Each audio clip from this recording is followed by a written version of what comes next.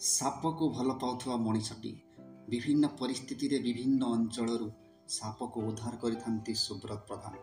ଘର ବାଲେଶ୍ୱର ରୁପ୍ସା ଅଞ୍ଚଳରେ।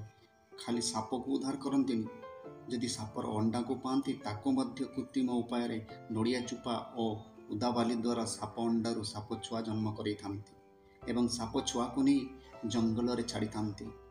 ତେବେ ସୁବ୍ରତ ଗତ ଜୁଲାଇ ମାସ 9 ତାରିଖରେ 7ଟି ମାଟି ବିରାଡ଼ି ସାପର ଅଣ୍ଡା ରୁପ୍ସା ଅଞ୍ଚଳର ଏକ ଭଙ୍ଗା ଯାଉଥିବା ଏକ ଘରୁ ଉଦ୍ଧାର କରିଥିଲେ।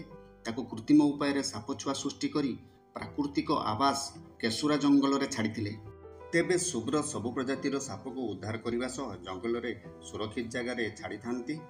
ସୁବ୍ରତ ପ୍ରଧାନ ସ୍ନେକ୍ ହେଲ୍ପଲାଇନ୍ରେ ଜଣେ ସଦସ୍ୟ ମଧ୍ୟ ଅଛନ୍ତି। Mobile number 80-182-56329।